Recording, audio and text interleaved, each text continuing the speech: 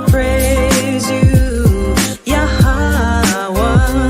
I wanna thank you, Yahweh. I'm so grateful, Yahweh. I wanna thank you, Yahweh. For the promises. Life is a blessing and life is a lesson. Life is a setback and life is progression. Life is uneasy at times, life is comfortable. Life will lift you up and at times life will humble you. Life is a gift, you better thank the Lord for it. Every chance you get, someone is less fortunate. Life goes in circles, life throws you curveballs. Life can be deceiving like preachers in the church halls. Life isn't promised. If I could be honest, the fact that I'm alive, that time has me astonished. Cause I came from the underground, being tossed around, being lost and found. Now they adore the sound of the priest, far from a nuance. Verses are proverbs, writtens are the new songs. Another song for the blocks and the avenues. Everything is plain, I don't speak to them in parables. I wanna praise you, Yahweh. I wanna praise you. I wanna thank you, Yahweh. I'm so grateful, I'm so grateful. Yahweh. I wanna thank you, Yahweh. For the power I see the world through different eyes. Every Sunday got the preacher telling different lies, hearing things that I really couldn't visualize. Should've listened, Big said you'd be hypnotized. I was a victim too, I say respectfully. They all up in the soup, don't know the recipe. Talking about I'm not who I was bred to be. Count me out, man, who made you the referee? Trying to get stripes, trying to cloud chase. At 19, I made an about face. Thanks to Christ, it's also about grace. And they lied when they said it ain't about race. But that's another song, I ain't the first to tell you. Woke up on a deeper and a surface level. Learned the laws and the laws changed my attitude. And this song is to show you how a gratitude. I'm so grateful. I wanna praise you, Yahweh. I wanna thank you, Yahweh.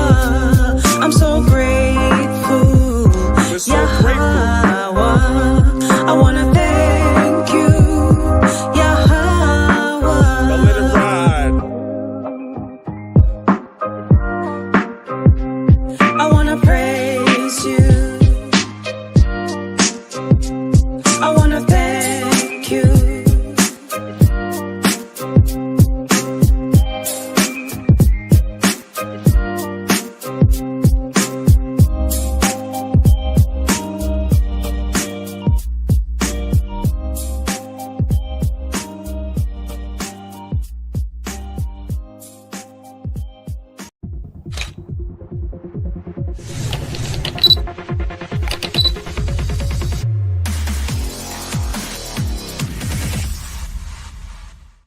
What's going on? What's going on, Israelite family? What is going on? Welcome to another edition of the Lions of Israel Sunday class. It's your brother Priest Daniel, representing Lions of Israel, Maccabees TV, and of course, I am joined this week by the sister Malika of the Lions of Israel camp as well.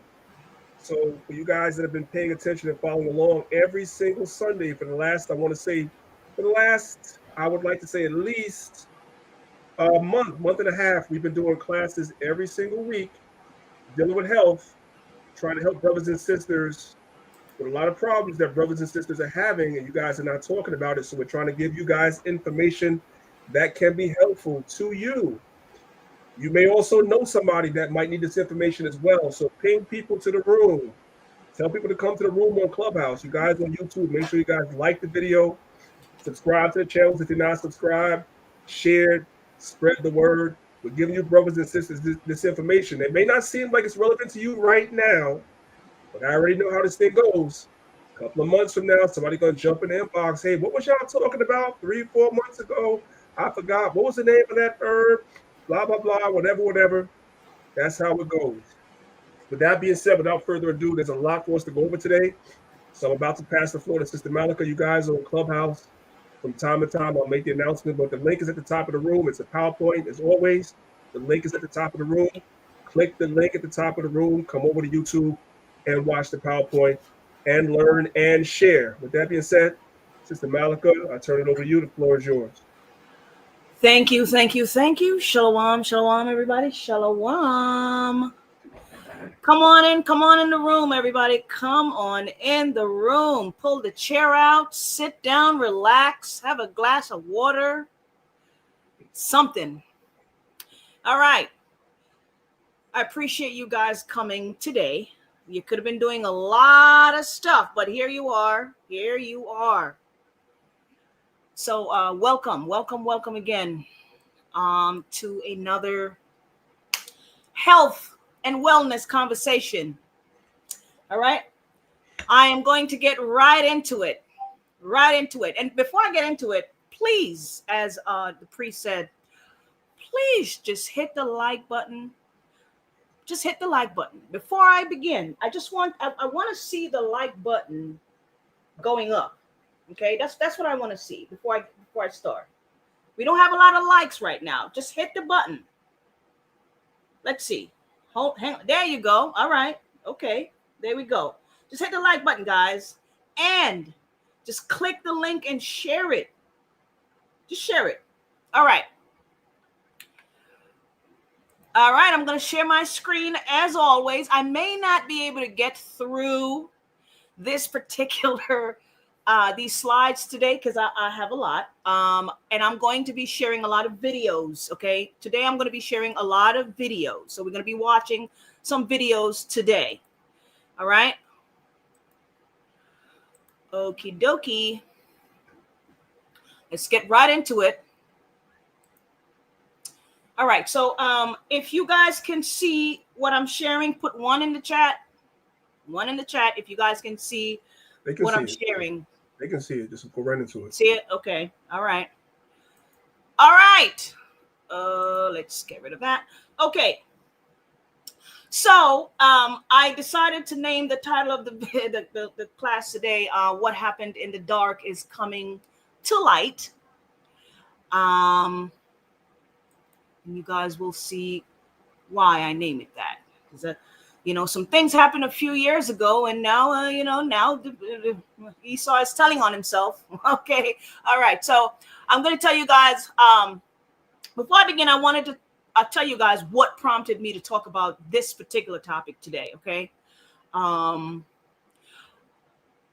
don't know how many of you that are watching are dealing with poor circulation, or how many of you have taken the COVID shots, okay? But what prompted me to talk about this particular topic today is because I was talking to a sister a few days ago, and she told me about her 42-year-old brother who took the COVID shot and ended up dying of a heart attack, okay?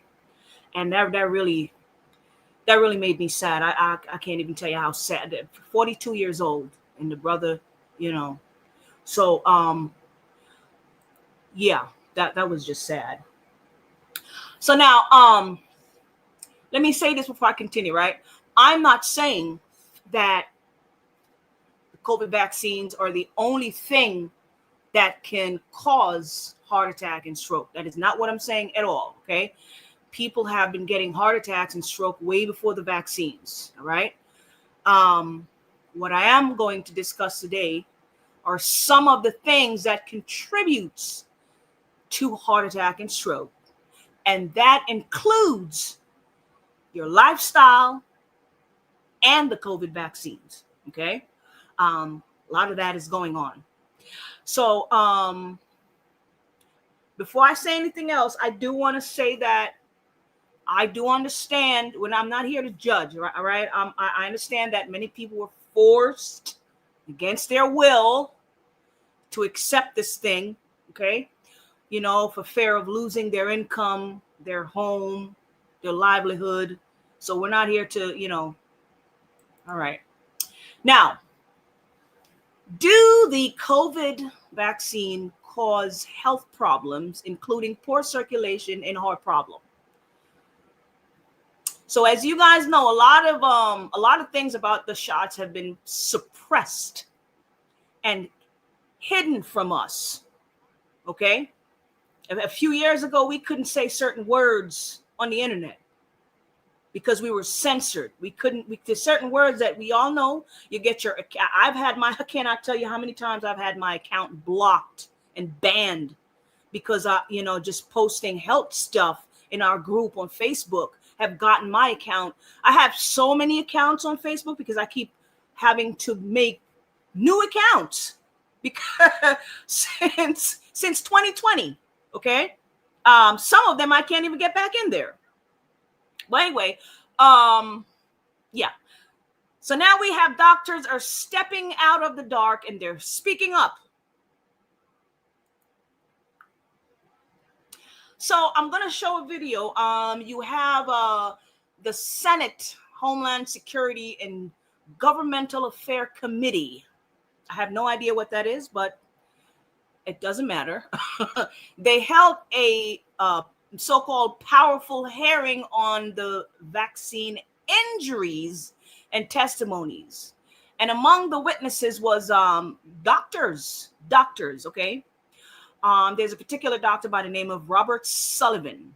He's an anesthesiologist, and he shared his personal experience into the adverse effects of these shots, okay? And they say his testimony raised serious concern about the link between the shots and severe side effects, okay? So here he is. I'm not going to play the entire video, guys, because it's a little long. I'm just going to show you a little bit of what he's saying here. So let's see if the volume is up on this thing here. Just 3 weeks after my second dose, I couldn't go up a flight of stairs without gasping for air. I became short of breath doing even simple things, walking, standing, even speaking. I had constant chest pressure, arrhythmias, and overwhelming fatigue. I cannot overstate the misery. It felt like my body was failing me. I was experiencing right heart failure. Still, I questioned myself. Was this real or in my head? Then an echocardiogram confirmed the damage. The diagnosis was pulmonary hypertension. I had damage and narrowing of the blood vessels in my lungs, restricting blood flow and straining the heart. This isn't like regular high blood pressure. Pulmonary hypertension is usually progressive and fatal even with treatment. Just so you know, this guy's a medical doctor and he took the vaccine. There is no cure. It felt like a death sentence. There's a cost of manufacturing the medicine and the research. There's a cost to administer it. And there is the hidden cost of injuries. And we do not know what that is. It is not studied. It's not taught. Our next witness is Dr. Robert Sullivan. Dr. Sullivan is a licensed physician and board-certified anesthesiologist over 20 years of active practice in Maryland. He is here today to talk about his vaccine injury following his COVID-19 injection. Dr. Sullivan. Okay, I'm gonna kind of fast forward it a little bit. The same month I received my first COVID mRNA live save is convincing. I'm sorry, guys. Equivalent to aging 5 to 10 years in just 1 week. Why is this? I now see colleagues and patients struggling with daily tasks. Many are limited by unexplained shortness of breath. Could this be a spectrum of vascular damage like what happened to me? These are urgent questions. This is not normal aging. This is not simple deconditioning. Until we study this systematically, we won't know how many have been injured by COVID or by the spike protein itself. Our medical system must honor its foundational oath to do no harm. When harm does occur, the right thing is to recognize It's causing the brain fog, the neurological injuries, and the death. Hang on, guys. I'm sorry. I'm trying to get to the good part. Turn the human cell into a manufacturing site for something that's toxic to his body. It's like, gee, what could go wrong? yes. Encapsulated in a lipid nanoparticle designed to permeate difficult permeate barriers like the blood-brain, like the placenta. You knew it wasn't. They knew it wouldn't. They knew it didn't stay in the arm, and yet they lied to us. Oh, they lied to us. That was not told at the time. So again, I would say that a doctor telling Ms. Tommy that the seizure after a vaccination is perfectly normal. No, it isn't. That's a lie. Yes. I mean, it's a jaw-dropping lie. But talk about the spike protein, because what we're hearing now is what I'm seeing is everybody. It's all being blamed on long COVID. The brain fog. It's all about long COVID. Once again, complete state of denial. Well, the nasty part of the coronavirus is the spike protein. Yes. That is the antigen that the mRNA injection cause the body to produce? Yes, it's a Kind of like, biologically active duh. So molecule. maybe it's the vaccine that's causing the brain fog, the neurological injuries, and the death, and the strokes, and the problem. I can't remember what it's called, the lining inside your blood vessels. I mean, that's, I think, your problem, right? Vasculitis, yes. Yeah. Inflammation of vessels. So talk a little bit about what you found out now that you've done your research in terms of the spike protein, and when you've got, at least in the virus, it hopefully would clear. But with the mRNA, it's not real mRNA. It's modified. All right, guys. So modified. that's I don't know who Senator Johnson is. I have no idea. But I just wanted to show you guys today that, we don't really see a lot of this in the mainstream. But these are conversations that are happening. You have to go searching for these things. But the white man is telling on himself now after the fact. They're openly admitting, I mean, the damage that this thing caused. I mean, obviously that was that's what they wanted, right? But now they're openly admitting it. They're openly admitting what we all knew all along. Okay, let's move on. Just 3 weeks after my second dose, I couldn't go up a flight of stairs without. I'm sorry, guys. Okay, here's another one. The next witness is Dr. Jordan Vaughn. Dr. Vaughn is a physician and clinical researcher in Birmingham, Alabama.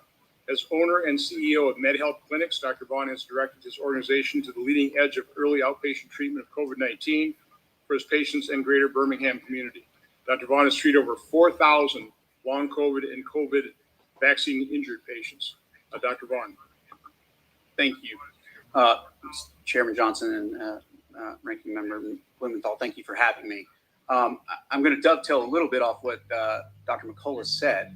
And one of the things that, as a clinician who also had about 200 people working for him and actually seeing about 170,000 patients a year, when COVID came along, I had to really figure out how to not only help my staff and make sure they're safe, but also help the patients that my organization was responsible for. And that really made me dive into understanding the pathology.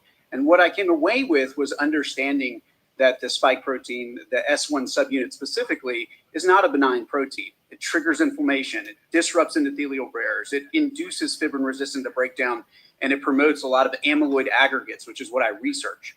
These effects impair oxygen delivery, damage blood vessels, contribute to clotting pathologies that manifest with a lot of the symptoms that we're seeing in the long COVID and vaccine injured, which to this day is a huge amount of people. We're talking upwards of 10 to 15 million people in America that are being affected by the consequences of COVID in the long form or vaccine injury. And the typical symptoms are things like heart racing, brain fog, shortness of breath, and post-exertional malaise. In my clinic, I actually use immunofluorescent microscopy to be able to actually see what's going on in the blood and look for these amyloid aggregates. Some as young as teenagers that are unable to stand. Others are previously active adults suffering small strokes without typical identifiable causes. These are not abstract theories. They are the lived realities of my patients in Alabama and beyond. The mRNA injection, heralded as a solution, introduced a novel mechanism, lipid nanoparticles delivering modified mRNA that instructs the cells to produce a stabilized spike protein. Unlike traditional vaccines, this approach resulted in uncontrolled production of the spike protein for an unknown duration and distributes it widely across organs, including the heart, brain, and vasculature, and ovaries and testes. That one went right over somebody's head. I'm gonna rewind it. I know that one went right over some people's head. Let's hear it again. Let's hear it again. Widely across organs, including the heart, brain, and vasculature, and ovaries and testes. That's the part I want you guys to hear. This thing from that vaccine, whatever it is, it's literally all over your body, including the woman's ovaries and the man's testicles. I mean, they're trying to damage every part of your body. They don't want you to reproduce. They want your heart to stop. They just, are y'all okay? Now they're openly admitting this stuff. Let him say it again. Let him say it again. For an unknown duration and distributes it widely across organs, including the heart, brain, and vasculature, and ovaries and testes. The actual EMA, their assessment of Comirnaty, which is Pfizer's vaccine, noted biodistribution beyond the injection site, contradicting claims that the vaccine stays in the arm. And a recent groundbreaking study using single-cell precision nanocarrier identification revealed LNP accumulation in the heart tissue of mice with adverse proteomic changes in immune and vascular proteins. Okay, all right. Let me move on. I think you guys get the point. You guys get the point. They're not even hiding the truth.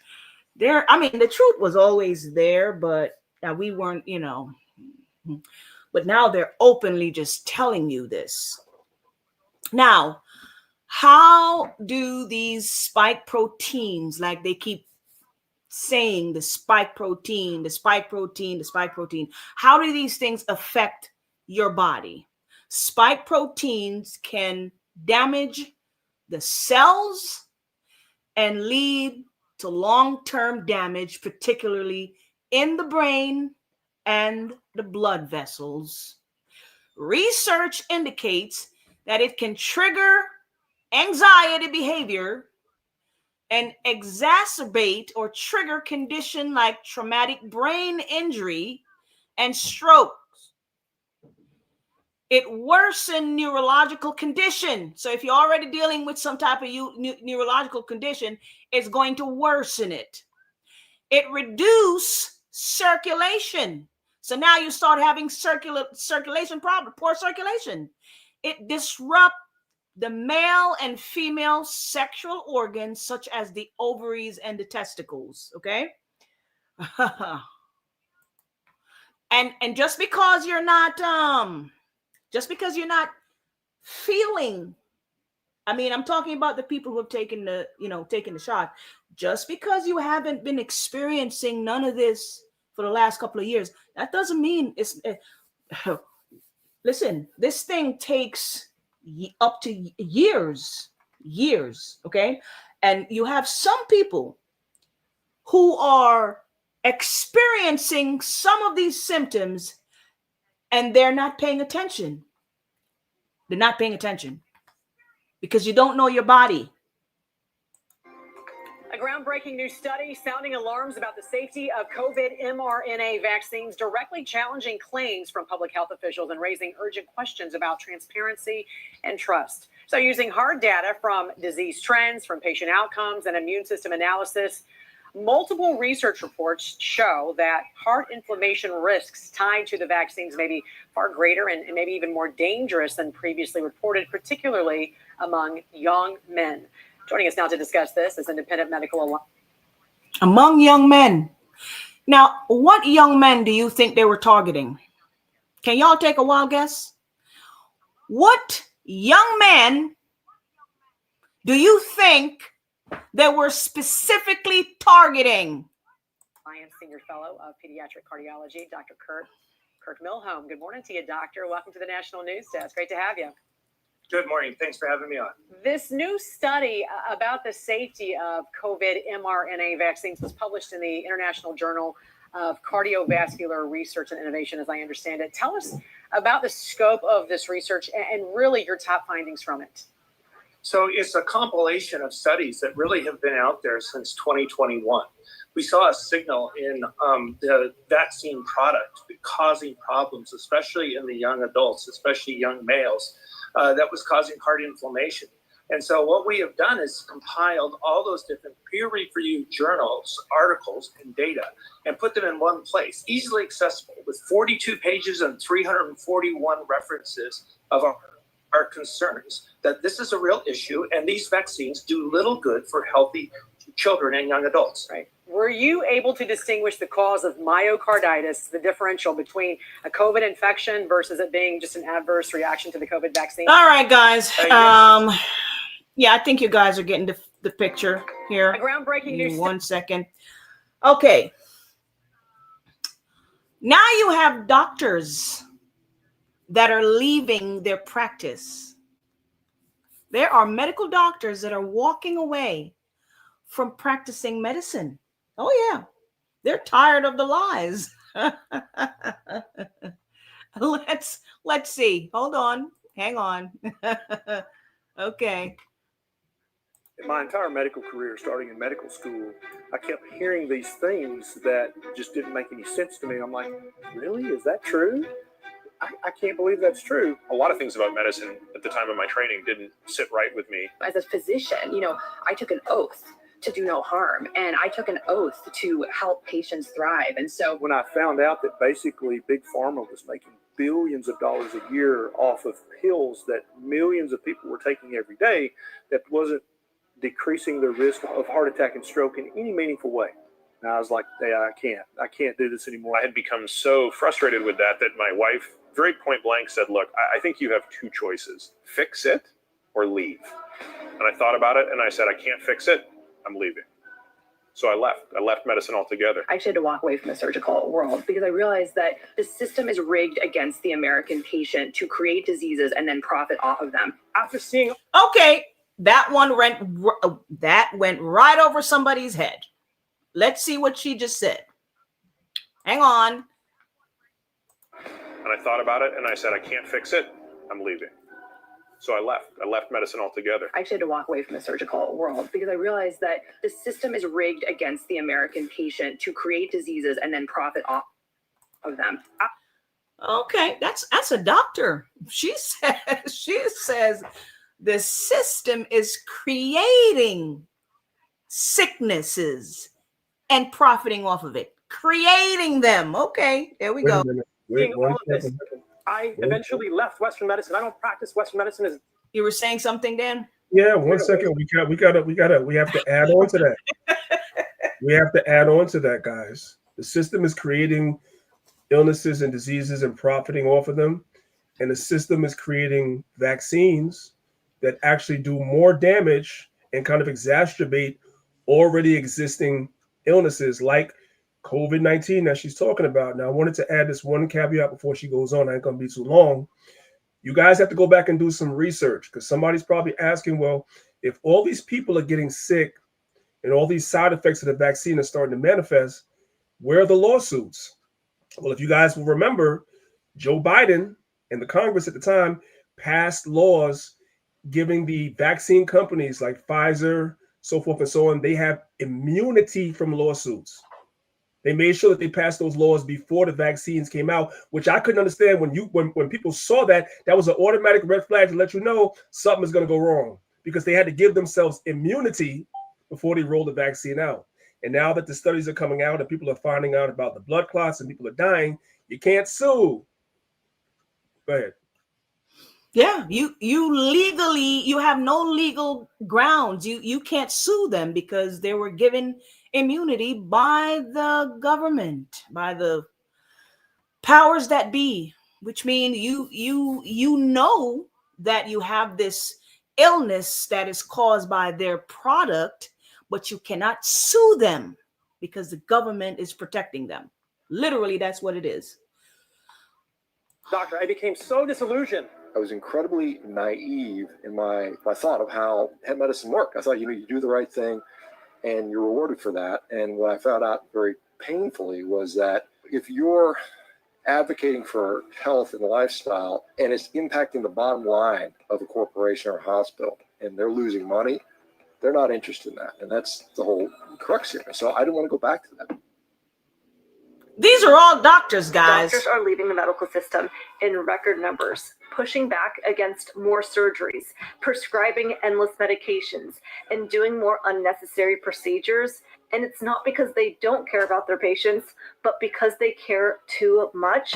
And they're frustrated with seeing people suffer longer than they need to because of the way the medical system is set up. Dr. Ken Berry, Dr. Jason Fung, Dr. Cassie Means, Dr. Paul Saladino, Dr. Peter Attia, Dr. Mark Hyman, Dr. Sean Baker. These are physicians who made it through some of the hardest, most grueling years of training anyone can imagine, and yet they all reached the same breaking point. Through medical school, we're not really taught how to actually help patients get better. My practice had turned into nothing but complete drudgery.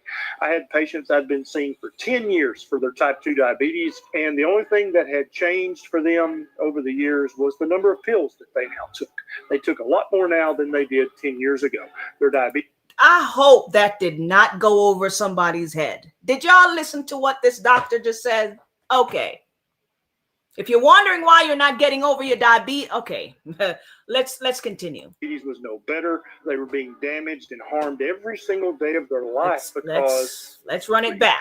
I had patients I'd been seeing for 10 years for their type 2 diabetes, and the only thing that had changed for them over the years was the number of pills that they now took. They took a lot more now than they did 10 years ago. Their diabetes was no better. They were being damaged and harmed every single day of their life because I was an idiot. So why are more and more doctors refusing to prescribe medications, and what does this mean for you? Well, let's talk about it. I'm Lily. I'm a certified nutrition health coach, and each with years of training, not how to, do the surgery and then bill for it. Instead, what they're trained to do is look at a disease, diagnose it, then here's your prescription, here's your surgery, let's have this medication, let's do this injection. What I was told, what I was charged with throughout my medical education, memorizing thousands of drugs. Prescribe a pill, perform an operation. Prescribe. Then I'd have to add another pill and another pill and then an injection. In order to make someone a lot of money selling us drugs to make us healthy, but they never actually heal us because we're destined to be labeled with the disease our entire life. And part of this is because, who are the people underwriting our medical education? It's the pharmaceutical companies. Medical school is basically funded by pharmacological companies. But the pharmaceutical companies are wildly invested in medical education, in medical research. At the level of the FDA, at the level of the USDA, there's profound corruption. The way that healthcare, which is the largest and fastest growing industry in the United States, makes money is you have more patients in the system having more things done to them for longer periods of time. And it's all about profiteering. Medicine is based. Hang on. I'm sorry, guys, but I have to run that back because I don't know. Maybe somebody in the back wasn't listening. Okay. I really want y'all to. These are medical doctors. Do y'all know how long it is that it takes to become a medical doctor? I have family members who went through the grueling process. Okay. It's years upon years upon years, and then you gotta go and a residency and blah, blah, blah, blah, blah. Okay. These people went through all of that and then they left because they don't want to live the lie. What did she let's see what she just said. Hang on. Let's see what the lady just said. Heal us because we're destined to be labeled with the disease our entire life. And part of this is because, who are the people underwriting our medical education? It's the pharmaceutical companies. Medical school is basically funded by pharmacological companies. But the pharmaceutical companies are wildly invested in medical education, in medical research. At the level of the FDA, at the level of the USDA, there's profound corruption. The way that healthcare, which is the largest and fastest growing industry in the United States, makes money is you have more patients in the system having more things done to them for longer periods of. You have more patients that are having more things done for a longer period of time. Guys, if you ever wonder why when you go to the doctor and they keep telling you to come back for this appointment and that appointment, and they need to run blood work for this, and they need to test this, and they need to test that, and blah, blah, blah, and they need to send you over there and send you over where. It's more money. The more things they do, the more money comes out of your pocket or your insurance company or whatever it is, the more money they're making, the more stuff that they have you running around doing, the more procedures and surgery that you're doing because you are not taking care of your body. Because for some reason, you think that your health lies in the hands of the white man. It's his job to take care of you and your body and your health. That's what a lot of our people think. You ask them, hey, when was the last time you had a such and such a test done? Or was the last time you do this or that? well, I gotta go see my doctor. My doctor says this, and my doctor. When's the last time you do a cleanse? You know, when was the last time? How's your, your number 2? How's that going? You know, are you healthy down there? Whatever. And it's, oh, well, I haven't gone to see my doctor yet. What does the doctor have to do with you taking care of yourself at home? If I may, Sister Malika, can you hear me? Yeah. Mm-hmm. I'm going to tell people this. It's only, it's a small group here, so I'm going to give you guys an insight into something personal. I normally don't tell you guys personal stuff, but this is just to help you guys. To land back on what she's saying, the problem with a lot of our people is that you don't recognize things that's going on with your body. You don't recognize certain signs. So you're going to the doctor as though the doctor is your most high, the doctor is your God, waiting for them to tell you what's wrong with you, when, in fact, if you really looked into certain symptoms that you're having, right, and actually researched it, you would know what's going on with you because your body gives you warning signs. That way, when you go to the doctor, you guys are having a conversation back and forth. They're not just telling you, hey, this is what's wrong with you. You know what's wrong with you. And you also can recognize if the doctor is telling you some BS. I'm going to give you guys a quick example. I normally don't tell my personal business, but I'm going to do this one time because I think it's important. Many years ago, right, Priest Daniela fell off the wagon and was eating a lot of bad foods, you know what I'm saying, that I'm not supposed to be eating. And I am predisposed to asthma. I'm predisposed to asthma. I had asthma as a child. I'm predisposed to asthma. So because I fell off the wagon and was eating a lot of foods I shouldn't be eating, a lot of dairy, et cetera, which builds up the mucus in my system, and I started having like really bad asthma attacks. And I was actually admitted into a hospital for asthma. And after a couple of days of being in the hospital, them giving me the steroids and everything that they're supposed to give me to clear everything up, I felt better. So I told the nurses, tell the doctor, I want to go home.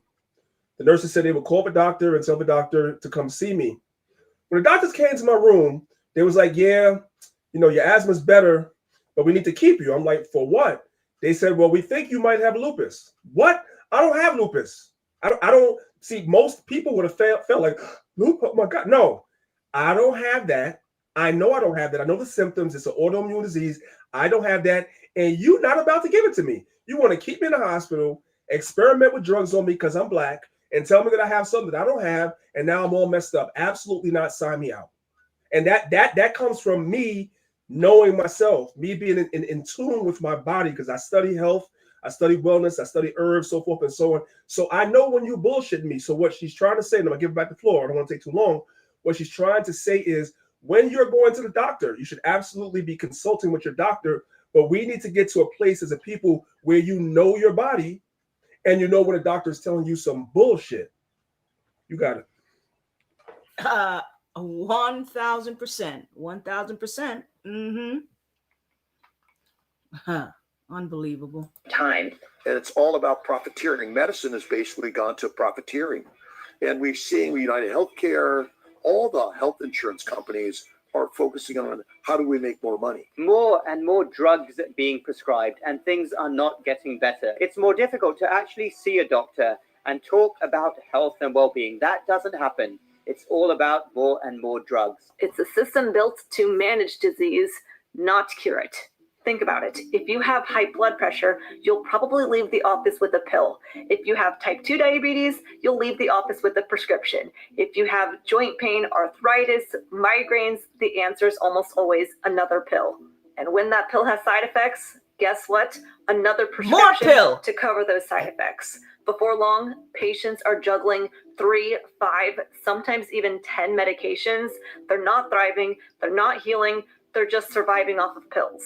20 years ago, when I started medical school, it would be unusual to be on more than 3 medications. That was considered polypharmacy, which we know is a big risk factor for just worsening health, drug interactions, and so on. 3 medications was considered polypharmacy. Now we have words like hyperpolypharmacy, which is 10 or more. I've seen some patients on 35 tablets, 3, 5 tablets, and that is sadly increasingly common. Too many people believe that their health struggles are simply a result of their genetics. They think, well, if my mom had high blood pressure, then of course I'm going to have high blood pressure too, when really it's not necessarily our genes that are passed down as much as our family's habits. For example, maybe growing. Hold on, because that one flew right over some people's head.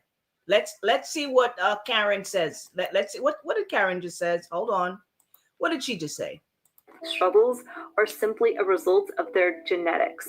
They think, well, if my mom had high blood pressure, then of course I'm going to have high blood pressure too, when really it's not necessarily our genes that are passed down as much as our family's habits. There you go. I've been telling people this for the longest time. Yes. That's what I just said. That's what I just said about myself, right? I'm predisposed to asthma, but the reason why it actually came down on me is because of my habits. I knew better than eating the stuff I was eating, but it was stuff I was raised to eat. So I fell off the wagon of being healthy and started eating it because I had these bad habits that was passed down from my parents. And that's why I got sick.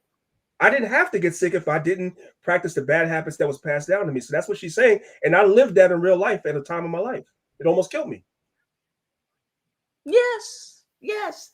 All this something in the genes and this and that. It's bad habits that's been passed down through your family. If your great grandmother cook and maintain a certain diet, she's going to pass that down to your grandmother. And your grandmother is going to pass that down to your mother. And your mother is going to pass it down to you. And you're going to pass it down to your children. And let's be honest. You know, when you're from, take for example, right? If you're from a certain tribe, so to speak, right? That tribe is going to maintain a pretty much similar diet, okay? And then you have another tribe over there that's going to maintain a similar diet among themselves, right? And so it's a matter of cultural lifestyle that's, you know, been passed down in the same group among each other.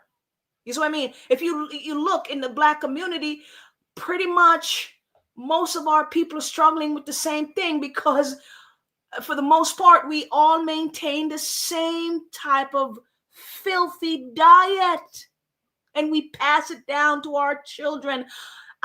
Mother and fathers are feeding their 1 and 2-year-old fries and burgers and cheese and fried chicken, for God's sakes. That's not a genetic thing. That's a choice. It's called choice. You, as the parents, are causing sickness on your children. And they're going to grow up maintaining the same diet. They're going to grow up craving the stuff that you've been stuffing in their mouth since they were 1-year-old, right? Because their taste palates have gotten so used to the junk and the garbage that you've been feeding them since they were 1. Now they're 5. Now they're 8. Now they're 12. Now they're 15. And they crave and still want the same junk that they've been eating since they were 1-year-old because you've been shoving fries down their throat at 1. So that's what they're going to want. That's what they're going to crave. And they're going to grow up eating that stuff until somebody comes along and tell them that's the wrong thing. And it's going to be very hard for them to change because you have already destroyed their health.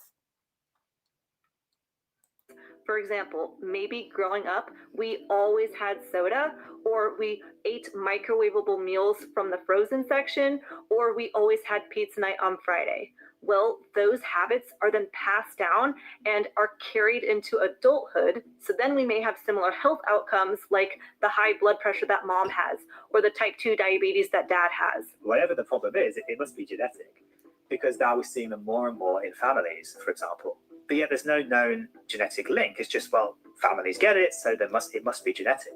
But nobody's saying, well, hang on, families do the same thing. They eat the same thing. They live in the same house. You know, they're exposed to the same toxins and all these other environmental issues. And because doctors rarely explain this or even learn it themselves in medical school, then patients believe that their health struggles are inevitable. Instead of addressing the root cause, doctors write the prescription, move on to the next patient, and the cycle continues. And here's what's even more frustrating. Many doctors know the system isn't working. Many of them feel trapped that their success is measured off of prescriptions written, not off of lives healed. But their hands are tied. because insurance companies measure them based off of speed and volume, not off of depth of care. Speed and volume. Have you noticed that when you go to the doctor, it's always, you go to the front desk, they sign you in, you wait around, and when the doctor finally comes see you after 15 million hours, because you have to wait a million years for him to come, right? When the doctor finally comes in, he spent 30 seconds.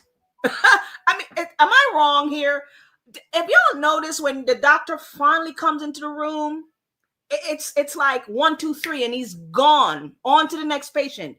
You don't even have time to say nothing. You don't talk to you about nothing of importance. Oh, tell me what's happening. Okay, all right. Well, this is what you need to do. Okay, I'm going to call the nurse. I'll see you later. That's it.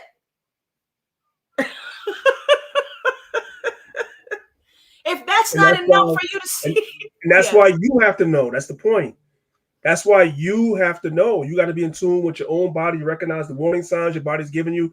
You have to know, because like she said, they'll come in there for 30 seconds, like whatever, and be right out of there. No, you got to know what's going on too. It's on you as well. Go ahead. I'm gonna tell y'all something, man. Doctors don't like me. I cannot tell you how many times I've been asked if I'm a nurse. Did you? What did you know? Are you a nurse? Where'd you go to medical school? Because I know some of the stuff that they know, and a regular person, you're not supposed to know. So when you know, when you're able to stand there and read that monitor, and you're able to explain to them what the monitor said, they look at you like, huh? Wait, what? Are you a nurse? Because you're not supposed to know this stuff. So they don't really like me when I go into the hospitals. Most doctors get like 7 to 10 minutes with each patient, which isn't enough time to ask more questions, dive more into root cause, lifestyle, nutrition, sleep, movement kind of topics with their patients. And in some cases, doctors are even discouraged or punished for stepping outside the box, whether it's talking too much about food and nutrition, suggesting alternative therapies, or not using a pill-first approach. She's absolutely correct. Did y'all hear what she just said? Doctors are reprimanded and punished if they ever talk to you about your diet, okay? And this is one of the reasons why I keep banging y'all over the head about your diet. See, this woman is telling you the doctors are not allowed to talk to you about health. They're not allowed to. They are reprimanded. They're punished if you try to sit down and talk to them about diet and exercise. That none of them are trying to sit down and have any conversation with you about diet and exercise. They don't want to hear it because they'll get in trouble. And so that's why we're here trying to tell you what the doctors are afraid to tell you. I was a head of orthopedics at a hospital. I was incredibly busy. I was doing more surgeries than anybody in the whole hospital. The hospital, really liked what I was doing. They put me on billboards, put me on radio shows, promoted the hell out of me. I was their golden boy, more or less. And then I had the audacity to start playing with my own diet and figuring out how it helped me. And then I started to approach patients with making dietary shifts. Their pain would go away. So the reason for surgery would go away. I had people that were scheduling, I'm going to replace your knee in 6 weeks. We got to get you to lose 20 pounds, blah, blah, blah.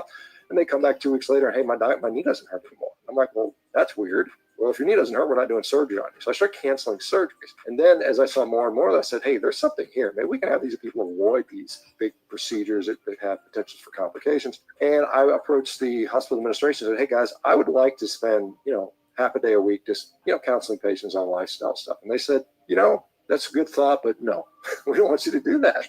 And to me, I was like, that's really strange. Here's the hopeful part is doctors are no longer staying silent. They're saying no to endless prescriptions, no to treating symptoms instead of causes, no to the idea that health comes from a bottle. Instead, they're saying yes to lifestyle, food, movement, sleep. You have to understand that type 2 diabetes is largely a dietary disease. You can actually wait. That somebody didn't hear that. Someone did not hear that. Hold on. Let's hear what Mr. Kim Soo just said. What did Mr. Kim Soo just said? What did he just say? Hang on. Endless prescriptions. No to treating symptoms instead of causes. No to the idea that health comes from a bottle. Instead, they're saying yes to lifestyle, food, movement, sleep. You have to understand that type 2 diabetes is largely a dietary disease. Okay.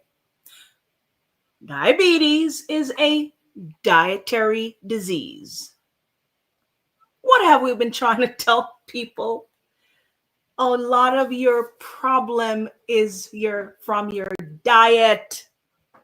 These things that you keep running to the doctors for, you cannot treat an illness that is caused by bad diet. You cannot heal it with pharmaceutical medication. You have to address it with the opposite of what you've been doing by maintaining good diet.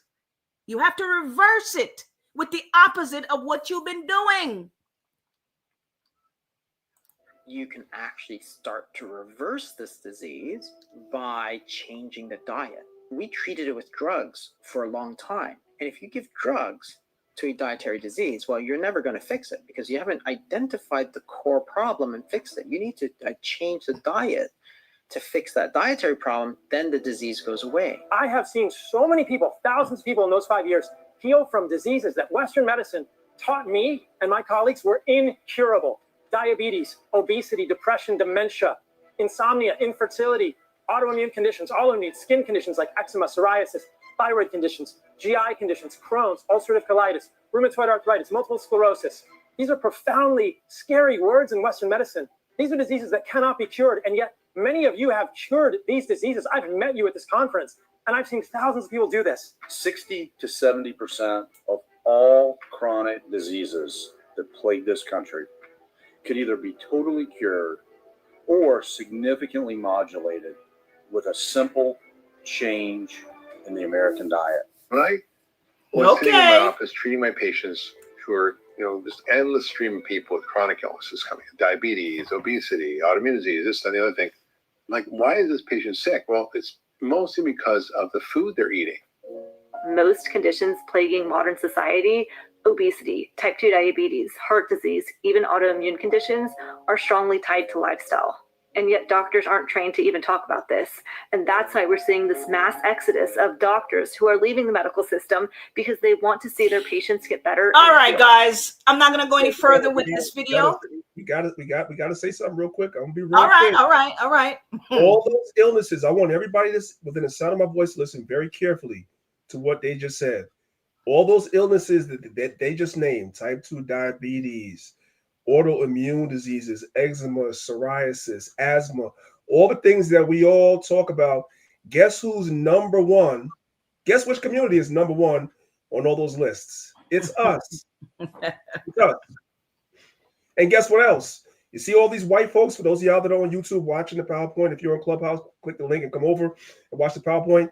These white people are talking to their people. They're not talking to you. It just so happens that she came across the video and she's sharing it with you, but you have your own healers in our community, right? We introduced the Israelite community to Patrick Delves. We did. And you have her and others in this community, right, that are telling you the same things these white folks are telling you. And many of y'all don't listen. And the thing about it is their people are suffering from it, but we're suffering from it even more. And your healers are telling you this. They've been telling you this for years, and our people are not listening because they just would rather pop a pill than actually change your lifestyle. I know it's difficult. People think that it's easy for me. When I post my gym videos, I'm up at the gym at 4:30, 5 o'clock in the morning. People think I'm doing it as a flex because it's easy. It's hard as hell. It's hard as hell to go to the gym 5-6 days a week. It's hard as hell for me not to give in to my cravings of things I grew up eating and I don't eat no more. It's hard as hell. But as I shared with y'all, I'm predisposed to asthma and other things. So I can't eat that stuff. And I have to go to the gym so that I don't fall victim to my predispositions. I don't have to continue this path that comes down genetically from my father, my grandfather, whatever. I don't have to fall into that if I just make an adjustment in my lifestyle. And that's what we are teaching you. For most of y'all, it's going to go, you're going to listen. It sounds good right now, but most of y'all are not going to apply it. But you know what we're going to do? We're going to come here every Sunday and drill it in your head anyway. Go ahead. Well, and let's also remind them that you also cleanse your system ever so often, and you also consume lots of herbs. And there's something you said earlier, you know, the white folks are telling this information. They're actually talking, you were right, they're actually talking to their own people. I think, and I hate to say this, I hate to have to say this, but I think one of the reason our people don't listen to us is because we're not white. You know, I hate to say it, but it doesn't hold much weight if the white person isn't saying it.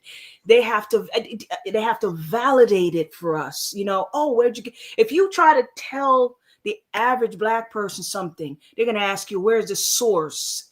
Because the source they're looking for is the validation from the white person. And watch this. And they're going to the Caribbean where our people are and stealing these herbs that they're taking from your people in the Caribbean, because a lot of the strongest herbs are coming from the Caribbean. It's coming from Jamaica. It's coming from Grenada. It's coming from Puerto Rico and the Dominican Republic and Haiti. That's grown in these mountains. That's grown in people's backyards. They're going down there and they're stealing it and selling it to their people.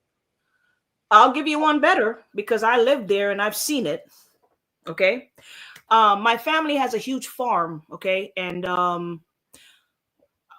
we used to see the white people come down there with their little backpack and their instruments or whatever.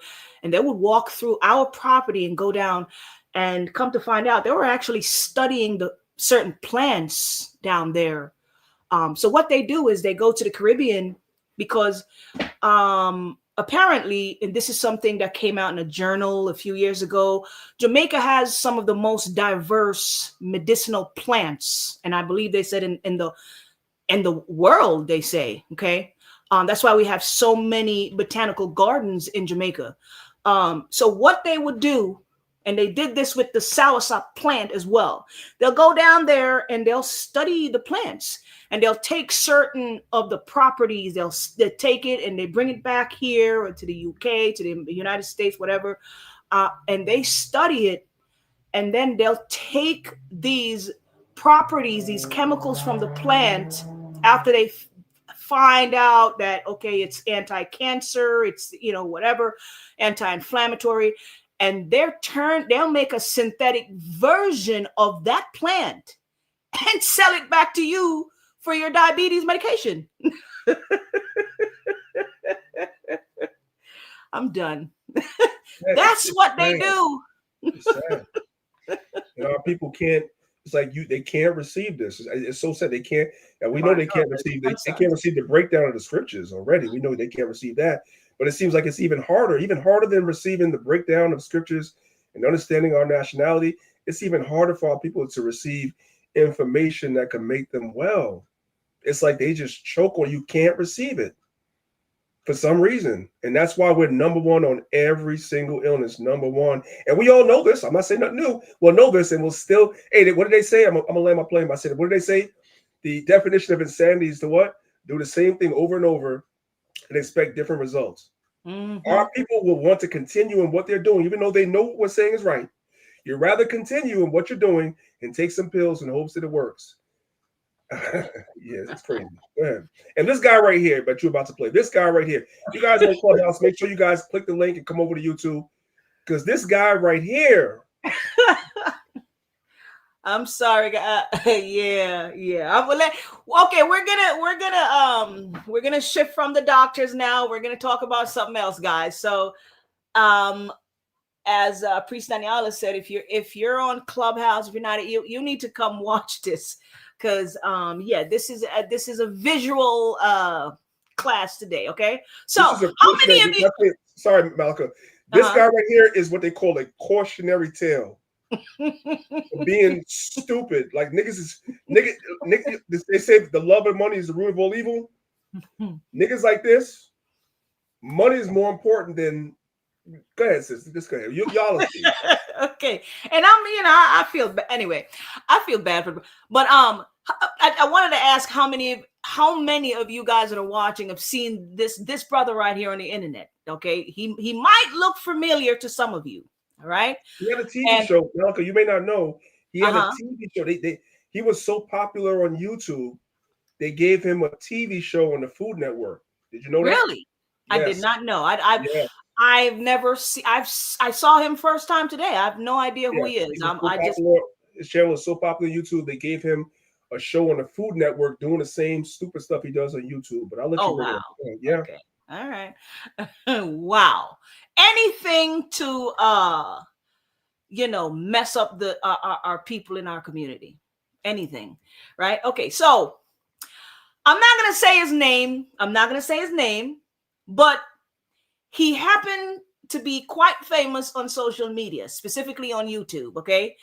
This brother, I went to his channel. He has almost 2 million followers on YouTube. Okay. And this video that I'm about to play right now, the video right now. This particular video that we're looking at has 12 million views. 12 million views. So now what does he do? He goes around the city or the state or the country, I don't know, wherever he goes, and he eats fast food and junk food. He turn on his camera. He eats the food in front of the camera. That's it. That's literally what he does. And then he upload the video to social media, and millions of people tune in to watch him get diabetes, poor circulation, and obesity, because he is obese. He's big. Can I help you real quick? Oh yeah. So you guys know, if you understand about fast food, which we all know, right? There's always a new promotion. I'm sorry. I'm sorry about that. Hold on 1 second. So you guys can understand what he does, and a lot of Black YouTubers are doing this, and it's going to lead them to an early grave. So let's just say Popeyes comes out with the new chicken sandwich. Remember when Popeyes came out with the new chicken sandwich and everybody was going crazy over? He would be one of the first people to go to Popeyes, get the sandwich, eat it, and review it on a scale of 1 to 10. Okay, Taco Bell has the new enchilada, this, that, and the third, whatever. It just comes out. He's the first one to go there, right? And eat the new enchilada, this, that, and the third, eat it, whatever, review it, and then make people go there. McDonald's comes out, and they have the new this, that, and the third. Burger King comes out, they have the new. So this is what he does. Every time the fast food restaurant comes out with a new sandwich, a new spin on this, that, and the third, a chicken sandwich, whatever it is, he's always the first person to go there and review it and tell you whether you should go there and eat it or not. And that's how he built up his following. He goes and he reviews foods, especially as soon as they come out. That's what he does. So go ahead now. That's how he makes his money. That's how he makes his money. Okay, so I don't know. Maybe somebody's watching who don't know who this guy is. So I'm gonna play the video. Man, Dan drops back in with a super official review King Digger, baby. Hey, listen, man. YouTuber Zedar25 hit me up in the comment section below, like y'all should be doing, and was like, hey, man, what I need for you to do, Big Dame, is slide down to Five Guys Burgers and Fries and get yourself that double cheeseburger player. I said, oh, shoot. There is a Five Guys Burgers and Fries out where I live in Connecticut. Let me slide to the spot.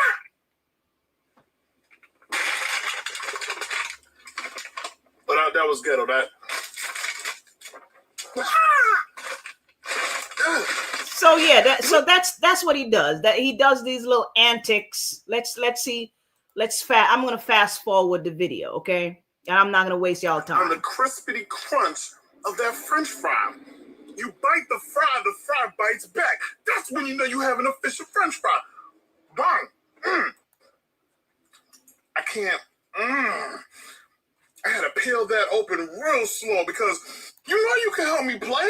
Give me a double cheeseburger and some of them fries. And I need something to wash that down with, B. Let me tell you something. This burger, and this is a real burger. This burger is super official.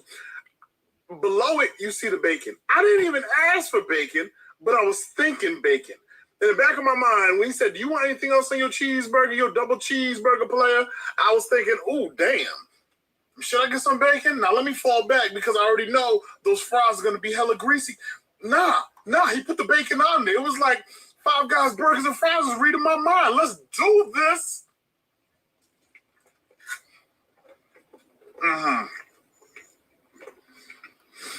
Okay.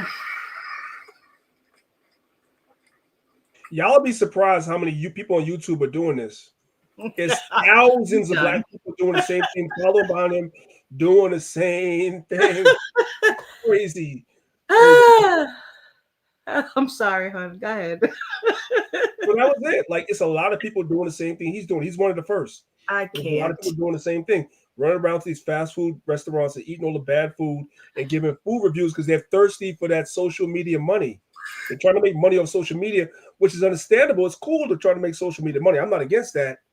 But you're leading a lot of our people that are already predisposed to a lot of illnesses to eat this crap because people will watch this.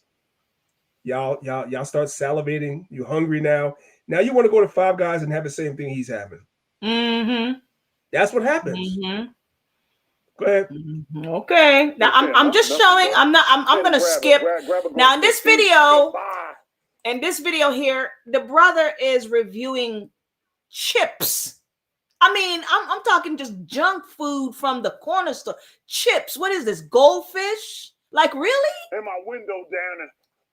So now, can you imagine your 5-year-old, your 10-year-old watching? This is what this guy is promoting to his people in the black community. This, I'm not gonna lie to y'all, this stuff pissed me off. I'm just, it just really grinds my gear. Look at. You smell like skirt. Oh, you smell straight down south barbecue. You don't even smell. Okay. Most definitely. Y'all know what time it is. Chips. Oh yeah, I'm about to say Chips Ahoy got pulled out. Now we have chips. He's reviewing a whole bunch of chips and crackers and thing in one video. He's eating all this stuff in one video.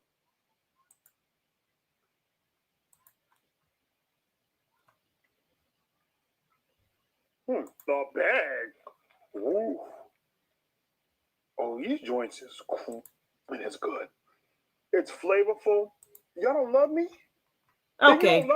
All right. Let's move on because I'm done. Okay. Now here I'm just showing y'all.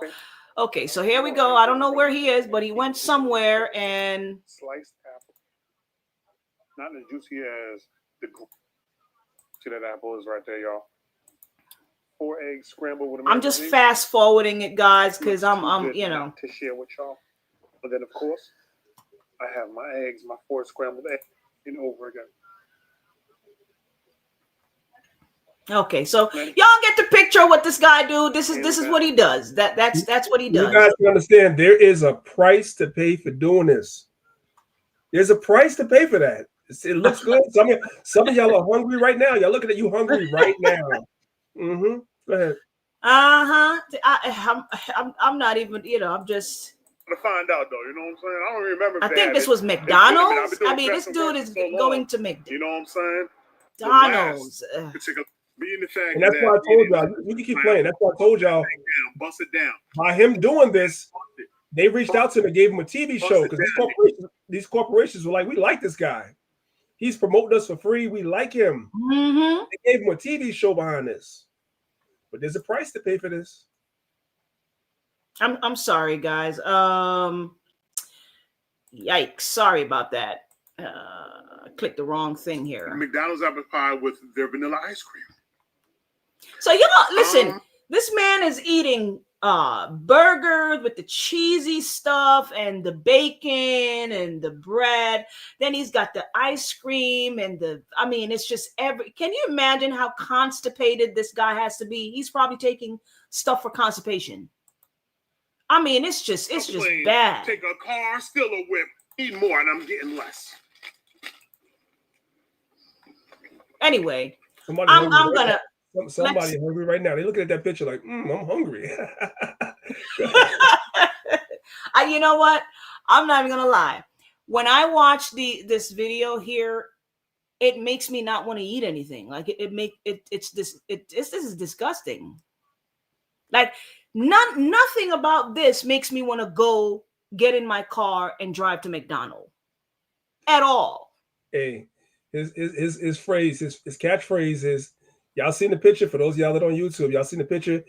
Y'all see his pinky up? If you ever watch him, he says pinky up for extra flavor.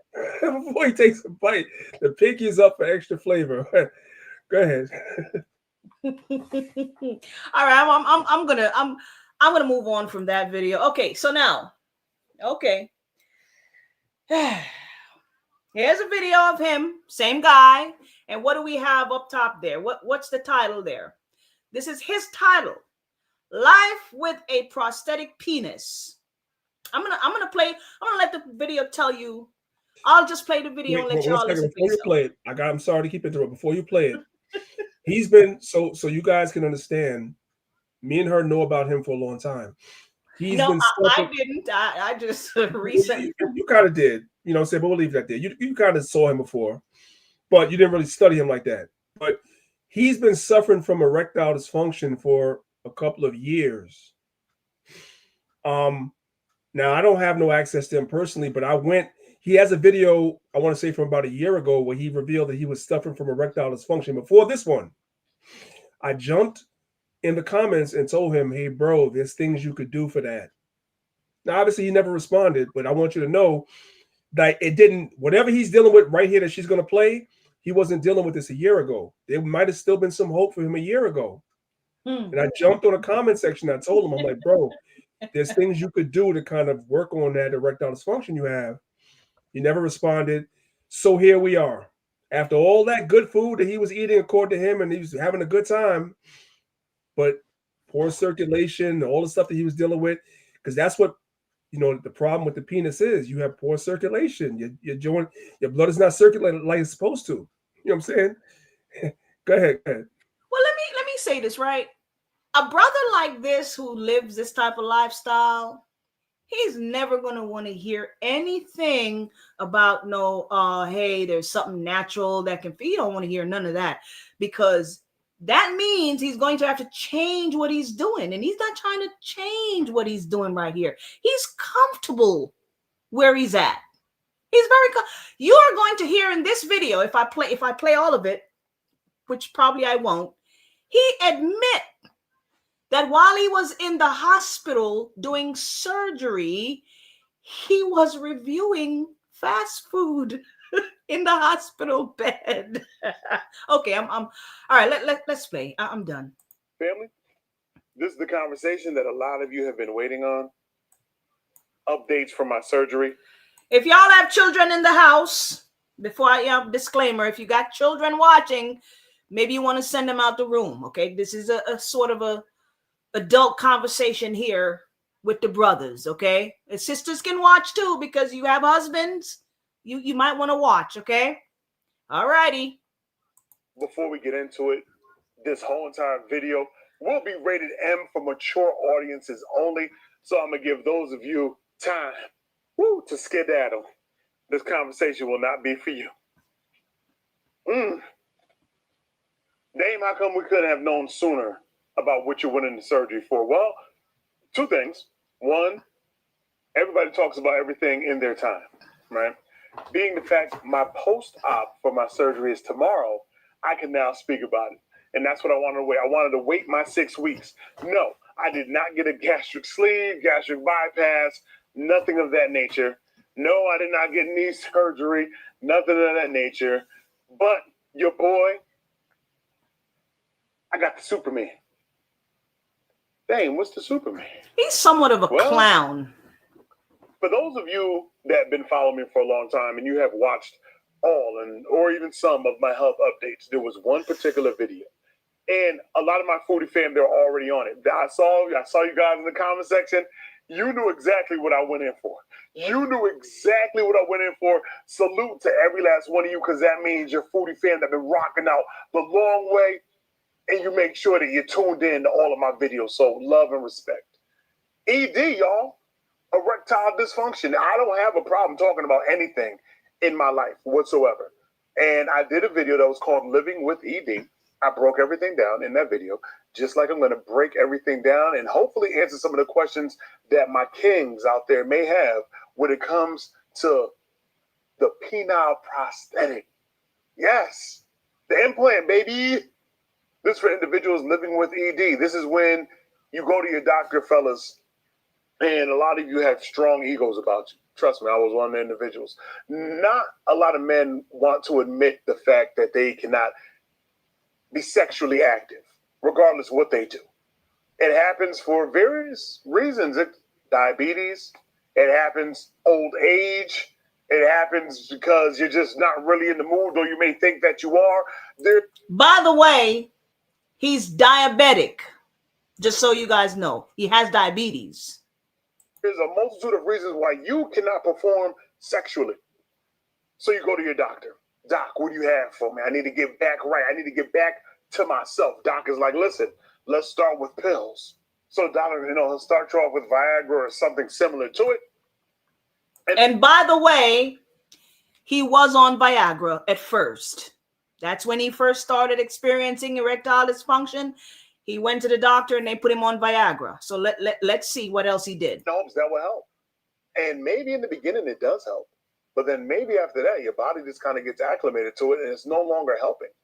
You find... Well, it was no longer helping because his food addiction got worse. Okay. Yourself not showing up to the occasion when you would love to show up to the occasion, and you can't. And you can't. That does a lot to a man mentally.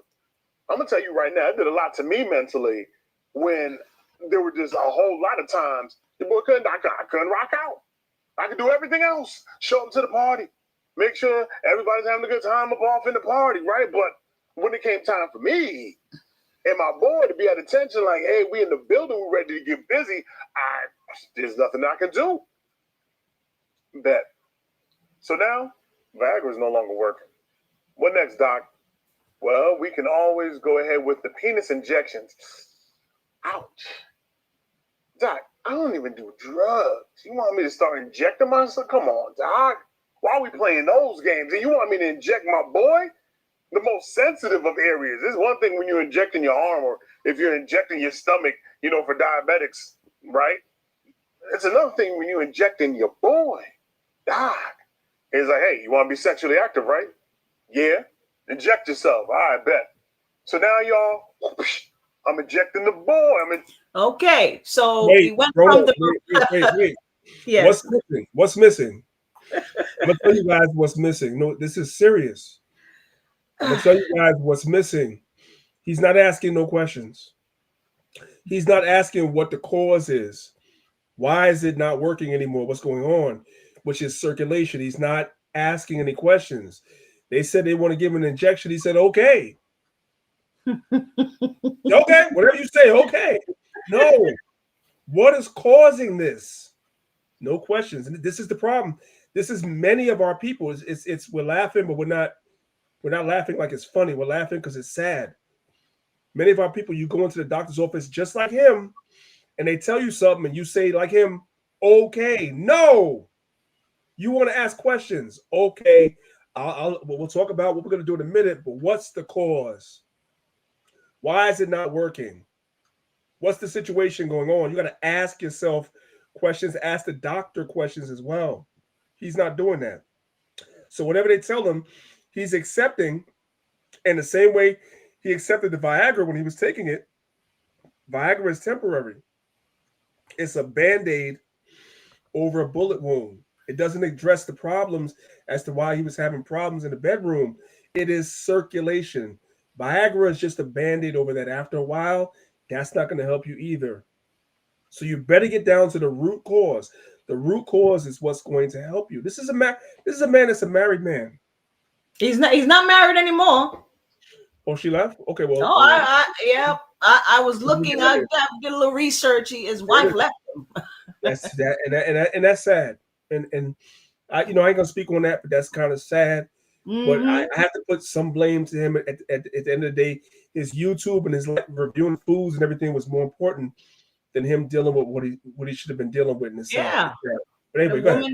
Probably not, well, we only have half hour left, so I'm gonna try and but his wife left him. We don't know why she left, but we can only assume, right? Okay. Injecting my business. Maybe I was injecting myself wrong because it hurt.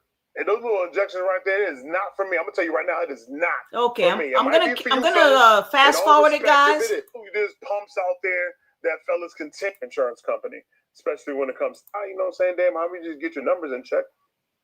You know, just eat a little. All bit right, I'm gonna fast forward it the video a little bit. Nerve blockers, family. I had so many nerve blockers in my system, so it to help alleviate the pain, just so you don't feel anything. And Doc was like, "Listen, Advil, Tylenol, you'll be taking those. You're going to need swollen. The boy is looking better. The boy looked good before. Don't get me wrong. And we're gonna take a little. Okay, so this is where I want y'all to see right here. Okay, I fast forward it because the video is a little long and I don't want to take up the time with this whole video. But I want you guys to see at the very end here what he's showing you is he went from Viagra, then he went to the injection, and let's see what he's up to now at current time, because I think this video was posted maybe 2 or 3 days ago. So he done went through surgery now. He just went through surgery, all right? And all of this, and see what this is what he did. So what is this? Family? Whoops, I'm sorry. Oh a man. Semi-raw ski, and we're slowly gonna start to rise to the occasion. So you can see everything. Hold here. on, guys. And Hold on. feel There we for go. The ball in your scrotum, and you're gonna squeeze it once. Once you squeeze, right, it's going to trigger the pouch. The pouch. Keep the pouch in mind, all right? And I'm sorry, I do not have guys. the actual miniature pump that's inside of the scrotum. But what I do have, we're gonna take this real quick, and we're gonna take a little McNiggy. Okay, go. All right, look. This is there. Yeah, this is a little bit larger, which is the pouch that's inside of you. He's demonstrating what he has, what the doctors have put inside of him. Okay, that's what he's trying to tell y'all. This is madness. Madness. So he has. Let him explain what it is. Your abdomen, the pouch. Keep the pouch in mind. All right, a little McNiggy. This is the ball because it's round, but not like a cap. Just imagine another one of these, but smaller. The ball that's inside of your scrotum.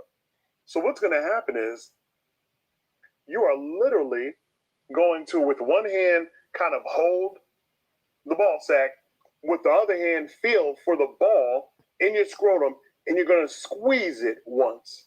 Once you squeeze, right, it's going to trigger the pouch that's going to release the fluid out of the other tube. So imagine the tube going from the ball to the pouch that's in your abdomen, and then, of course, another tube coming out into. So what he's trying to explain to you guys is that the doctors inserted some stuff inside of him. I'm not going to get too deep, right? But those things are, he's supposed to squeeze it, and it's supposed to pretty much give him an erection when he's getting ready to copulate with his woman or whatever, right? So that's he has to squeeze and do some work before he's able to get it up, right? No, but they had to. We're going to tell you. Okay, finish what you're saying. This is crazy. Listen, they literally open him up and put these things inside of him. And Wait. then before he yes, I don't want you to play it no more. Finish what you're saying, but don't play it before I say what I want to say. No, I'm just this is Listen, this man, is for you madness. brothers, Go ahead. I'm talking to your brothers, man. You brothers, you don't have to be him. I'm gonna help you. I know a lot of y'all look at me like I'm trying to do something special. I'm not special. I ain't doing nothing special. But if you're a man that's over 35 years old, get your lazy, find some good words. Get your lazy self in the gym. And no, we're not asking you to do arms. We don't care about arms. I don't care about chest. I don't care about shoulders. I don't care about triceps. You could do those. Get to the leg section at least 2 to 3 times a week. You need to be doing leg extensions until it freaking hurts. You need to be doing squats until it hurts. You need to be doing lunges until it hurts. You need to be doing your lower body until it hurts. It doesn't matter if it's burning. Do another set. Do it again. Get Can that you tell them circulation why they going. need to do it? Can you explain why? Because all of that is bringing circulation That to is your. bringing circulation to your lower body. You need to get in the gym. That's number one. Along with the herbs that she's pushing, it's number one. Get in the gym and do legs 2 to 3 times a week and do it till it hurts. It's burning. After day number one, you do it on Monday. Don't skip it Wednesday. Go Wednesday, whether it hurts it out, and do it again. And on Friday, do it again until it freaking hurts. After a while, it will not hurt. That brings circulation to your lower body. It's going to help you in the bedroom so you don't have to be like him. What this is laziness. It's eating fast food, living a good life, you know what I'm saying? Satisfying your taste buds and not moving. What did we hear the white people say earlier in the video? For those of y'all that were here earlier, they said movement.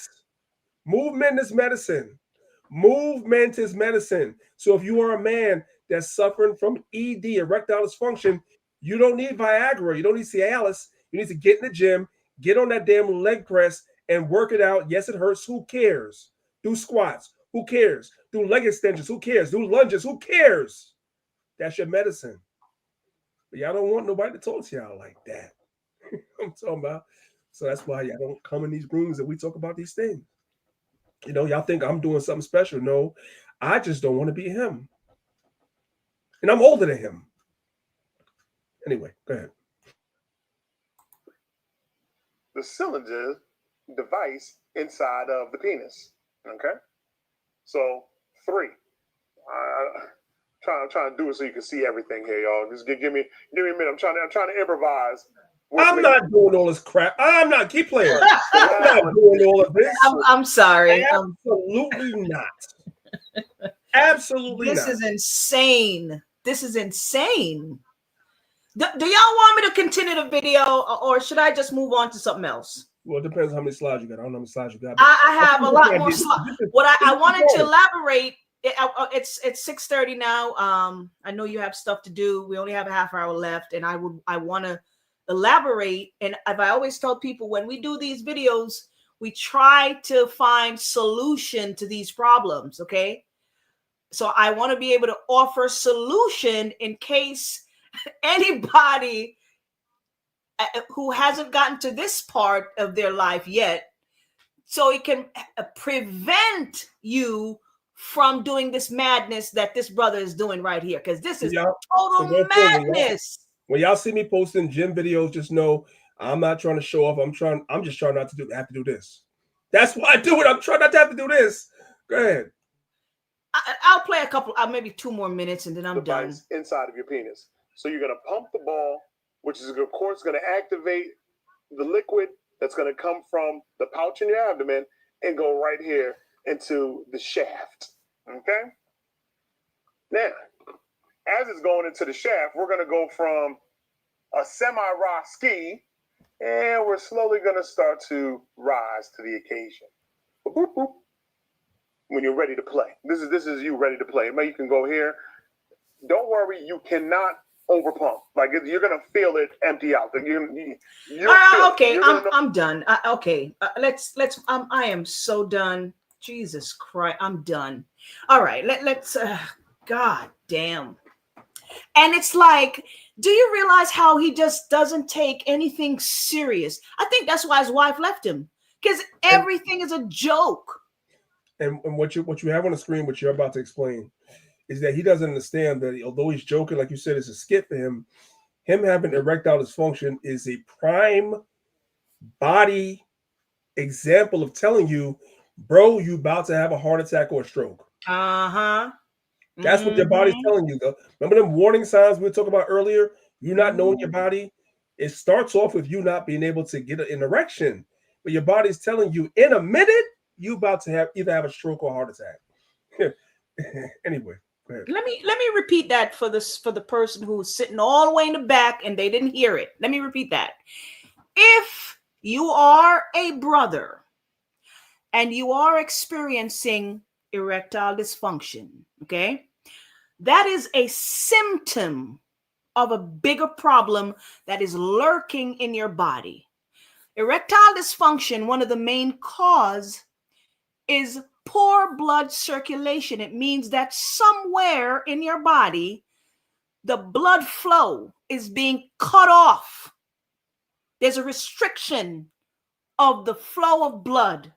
Your blood is supposed to be flowing freely throughout your body. And it means that somewhere in your body, there's a restriction there.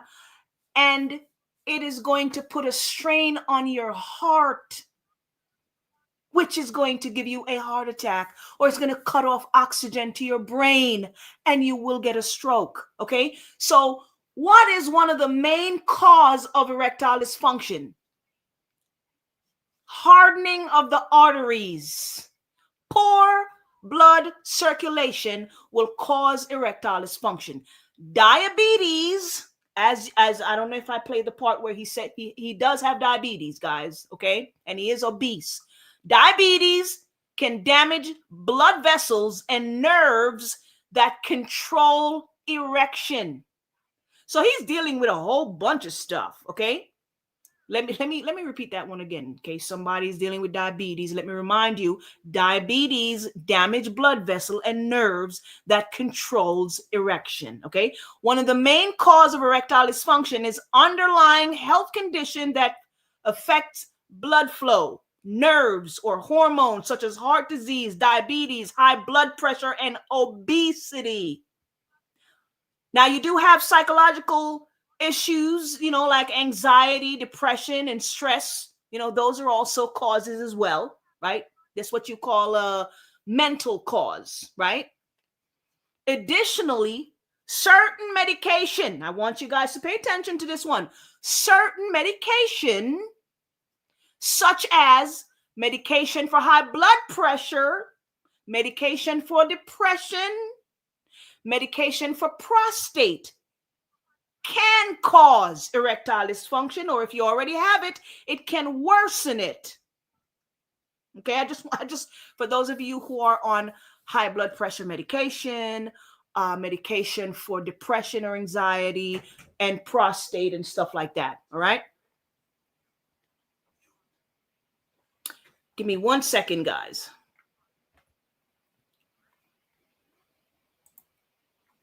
Give me 1 second.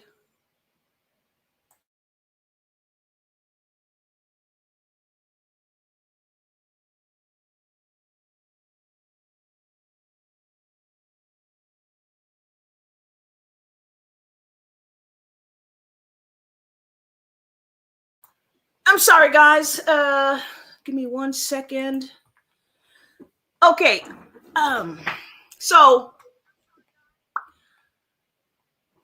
we're getting to the end of the lesson here, and I don't want to keep you guys. There's a lot more that I wanted to share, but we are getting to the end. Okay.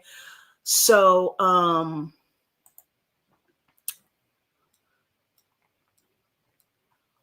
give me 1 second.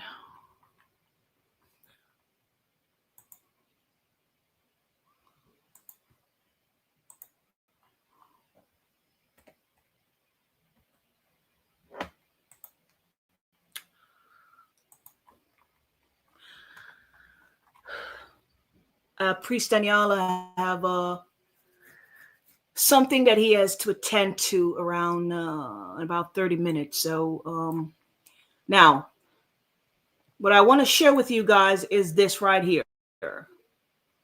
We're on a website called Grassroot Botanicals. Okay, that's the website. And if there's any brother, excuse me, if there's any brother that's dealing with the issue that we're talking about today, okay, I want you guys to come to this website and get this product right here. This product is called, give me 1 second. It is called the Poor Circulation and Inflammation Formula, okay? That's what it's called. This particular formula is a herbal formula, and it is in liquid form for a reason. When you drink this formula, it goes directly to the bloodstream because you're having problems in the bloodstream. Okay, you have a problem with poor blood circulation. So when you're taking something for poor blood circulation, one of the easiest way to correct the issue is to take something that is going to go directly to the bloodstream the fastest way you can. Okay, the same thing if you're dealing with hypertension. And by the way, this also helps with hypertension as well. All right. So if you are dealing with poor blood circulation, let me tell you something. Some of you guys are dealing with poor blood circulation and you don't know it. If you're having tingling and numbness in your fingers, your arm, your legs, you're dealing with poor 9 times out of 10, you're dealing with poor circulation. Tingling, numbness, just feeling like pins and needles. And you're also probably having nerve issues as well. This formula will help. This will help. You're going to have to take this for a while. Give me 1 second. I don't know why this is doing this. You're going to have to take this for a while. About 2 months of this, you'll start to see some changes if you're dealing with erectile dysfunction. You have to give yourself a few weeks, about 6 weeks to 2 months. There are brothers who said they've seen a change in as little as 2 weeks. Now, it all depends on how severe your condition is. Everybody's condition is not the same. So if your condition is very severe, it may take a little longer for you. You see what I'm saying? But this formula right here is going to help you with erectile dysfunction, brothers, if the erectile dysfunction is a result of poor circulation. If you're having, mental issue, anxiety, depression, I can't help you with that. Okay. That's something you're going to have to go talk to your doctor about.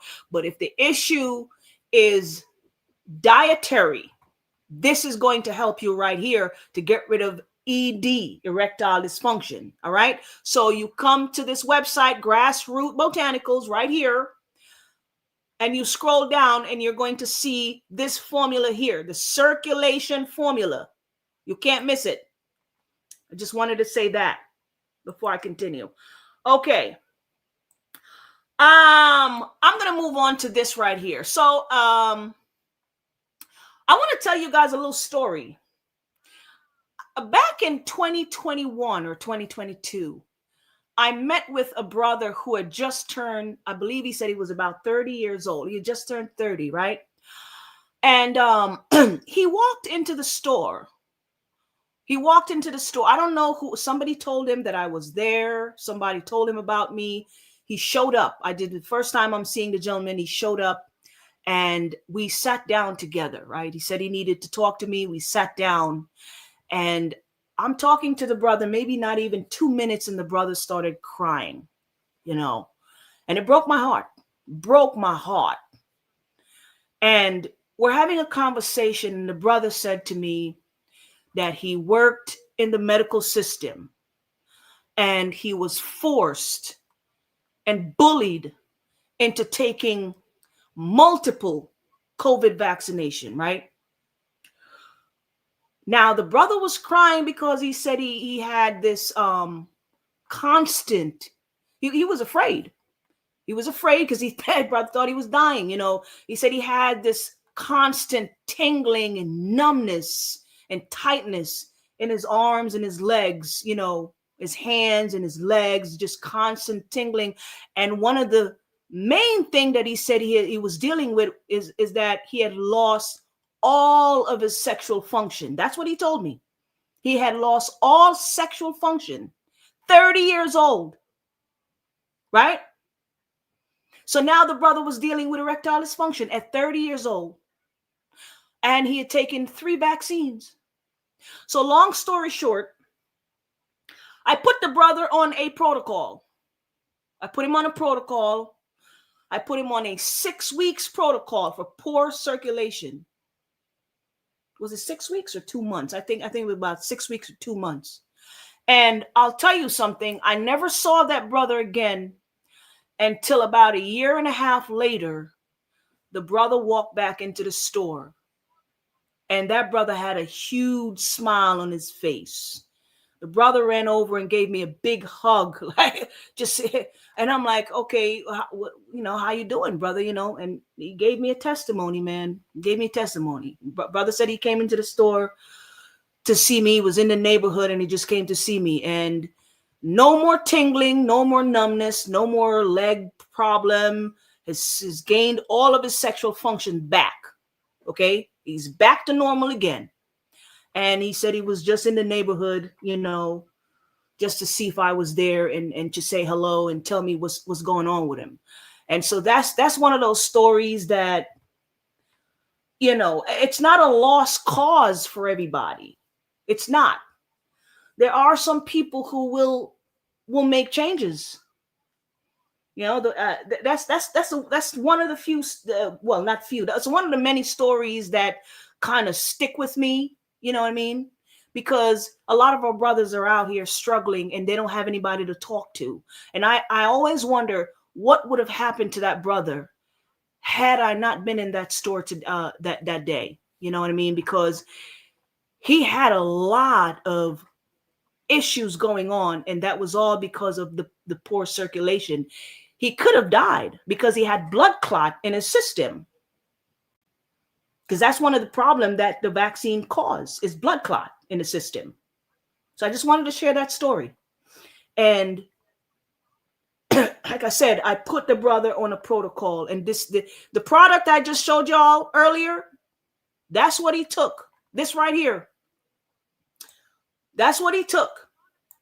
For 2 months, that's what he took. I put him on a special diet. And I told him to take this right here for 2 months. And that's what he took.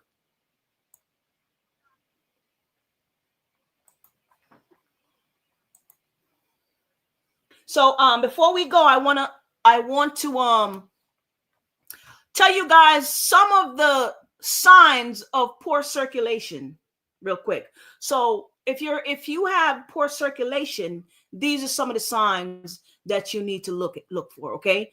Numbness, tingling, or burning sensation in the arms, the legs, or the feet, okay? Pain in the calves or the thighs, especially when walking or standing. Swelling in the ankles or feet. Varicose veins. Fatigue and tiredness all the time. Dizziness or lightheadedness that just won't go away. Difficulty concentrating. Memory problems. If you can't walk for too long, or you're always out of breath. If you're a male and you're experiencing erectile dysfunction. Now, if you're experiencing some of these symptoms, I suggest you go see a doctor. If you don't want to see somebody like me, but just don't sit around and do nothing. If you're having any of these problems right here, you have two choices. You go see a doctor, or you can see somebody like me.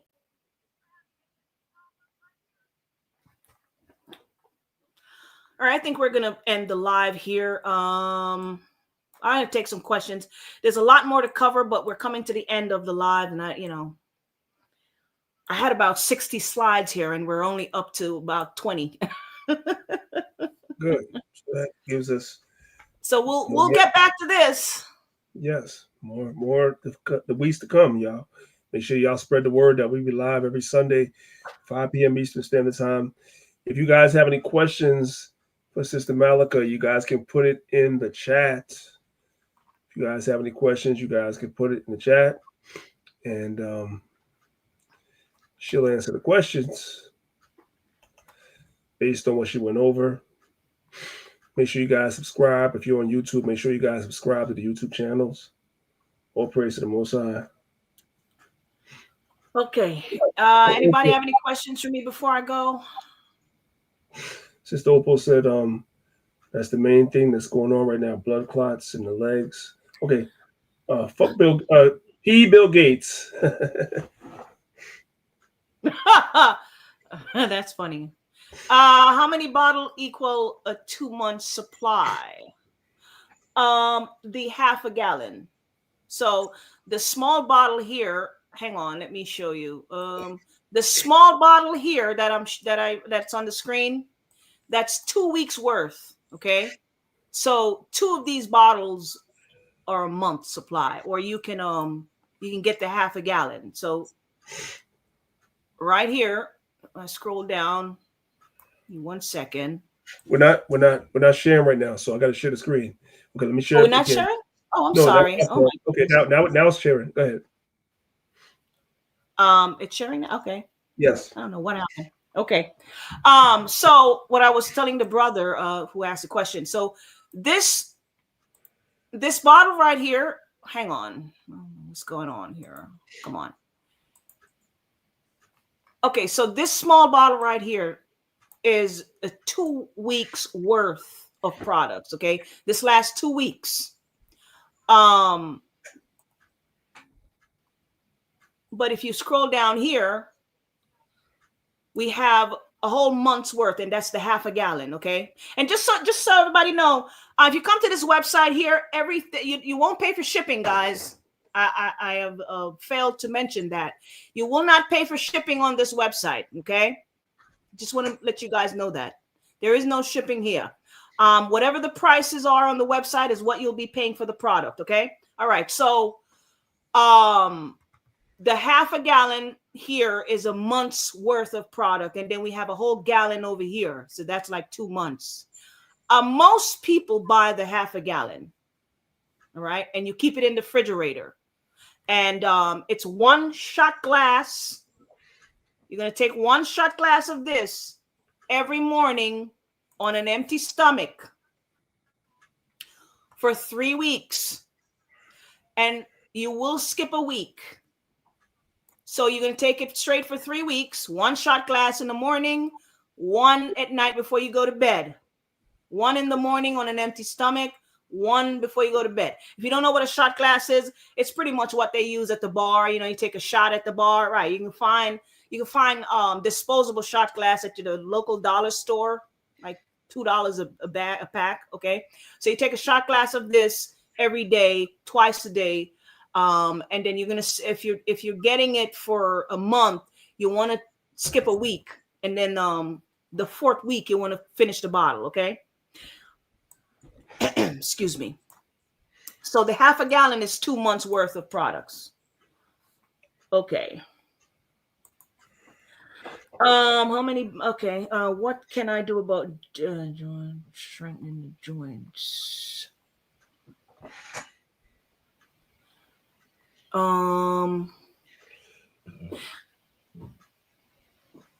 Yeah. You want to change diet change. You want to consume things that. Give me 1 second, guys. You want to consume things that help the joint to stay healthy. You know, stuff like sea moss, calcium. You know, stuff like that. Sea moss has a lot of calcium. And get rid of the salty foods and stuff, and the stuff that cause inflammation, you know, in the body. Do you ship to Canada? We do ship all over the world, but we have to take those order in person. You won't be able to order it on the site. Okay. You have to call that number and it'll be processed over the phone. All right.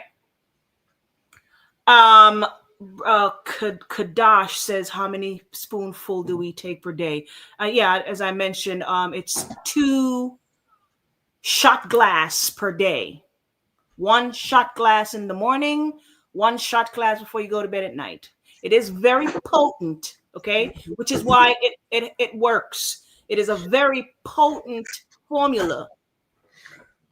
I'm just letting you guys know it's strong, it's potent, but it works. It goes directly to the bloodstream, and it slowly helps to dissolve the plaques in the body or anything you have in the bloodstream. If I could, Sister Malika, I want to say this too, because this always is necessary to repeat, although we say it all the time. So we hope that most of y'all already know this. You're not taking these herbs when you get a bad diagnosis from your doctor and now you're going to come take the herbs. No. Prevention is better than cure. You don't have to be suffering from any of this stuff None of the things that she spoke about today could be affecting you right now. That doesn't mean you should not take these things to prevent it from bothering you later in life. Everything that she said, I take. I take a circulation formula and all that, even though I don't need it.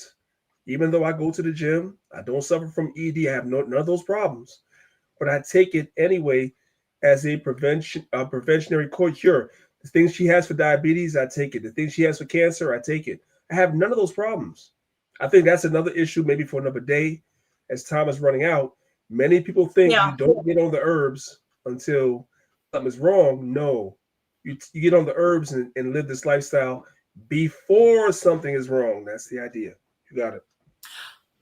So I want to finish answering the question that someone asked about the joint. Stuff like ginger, turmeric, and stuff like that. You want to eat stuff that has a lot of antioxidant in them, and then you also want to eat stuff like avocados that have healthy fats and stuff like that. Okay. If you're having joint issue, you probably have inflammation. The product that I just show is an inflammation product as well. It's anti-inflammatory. All right. Brother Kadash says that we should do a part 2 of this. Well, I do plan on finishing so maybe we'll continue next week where we left off today. All right. Yeah. And Sister Kelly wants to know if this formula is for women. This formula is for everyone. If you have blood running through your veins, it doesn't matter if you're a man or a woman. This is not just a men's formula, guys. Okay. I want to make that very clear. This formula here is not a men's only formula. This is for anyone who is at risk for having, poor blood circulation, varicose veins, anything that's dealing with the blood and poor blood flow. Even if you're not, take it and anyway. Even if you're not, because I take this.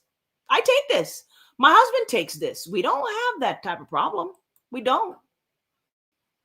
But we take it because, as I always say to people, herbal medicine is preventative medicine. You want to do these things, make it a part of your lifestyle to help prevent the things that this brother in there is going through and putting all type of stuff in his scrotum and all this nonsense that he was doing. Okay, for no reason. He didn't have to do any of that at all. And if you have diabetes, I want to make this before I go, brothers and sisters, if you're dealing with diabetes and you want to get off of your metformin, or even if you're not on metformin, but because I've met with so many people who say, well, I was diagnosed with diabetes, but I'm not taking the medication. Well, if you're not going to take the medication, the last thing you want is for your blood sugar levels to go all the way overboard. You want to take something to keep your levels normal. This right here, this is the diabetic formula, and this is going to keep your levels low. Hang on just a little bit. I just have to share this a little bit. Let me just share this right here. Okay. Let me share this. Hi, how are you? I am fine. Formula that helps to lower blood sugar. Yes. So you were just telling us your experience with that product. Talk to us about what your experience was. Well, let me talk to you. See, about 3 weeks ago, I came to your store and I was inquisitive. And I like all the products that I've seen. They're all natural. But it was something particularly about this product that when I took it, I am a type 2 diabetic, very shortly to reverse that all the way. This is for the most part a blessing. Yes, it does lower your A1C and your blood sugar levels, which they're the same. And I've taken it every day before I go to the gym. Okay, I just wanted to show you guys that this formula, what he's holding there is this right here. Okay, it's called diabetic formula, lower blood sugar, and that's exactly what it does. So even if you're borderline diabetic, you can take this so you don't get to type 2. All right, this right here. I'm giving you guys solution. I've said to you guys, when we come on here to talk to you about certain illnesses and certain issues, we want to be able to offer solutions for you. And that's what I'm trying to do. That formula also comes in capsule form. And this is the capsule right here. It's the same exact formula in capsule. Yes. Somebody's asking for the phone number to call. So look at the phone number when you I'm going to give you guys a phone number right now. So I'm going to put it as a banner. So go ahead, give the phone number. Oh, okay. The phone number is 570-540-3795. But if you come to this website, grassrootbotanicals.com, the phone number is right here at the top, right next to the logo. That's where the phone number is. As you guys can see, I'm going to try and bring it up for you so you can see it. Right there. You're going to see, you can't miss it. Phone number is right there. So you go to that phone number, that website, and that's where the phone number is going to be. Okay. There you go. So we've given you 2 solutions today. You're dealing with erectile dysfunction, or if you're a woman or a man, it doesn't matter, and you're dealing with poor blood circulation, you need to get the formula. You're dealing with diabetes, you get this formula right here. Poor circulation, you get this formula right here. Okay. And you're going to be taking this for at least 6 to 8 weeks. You should see some changes in about 2 to 3 weeks. All right.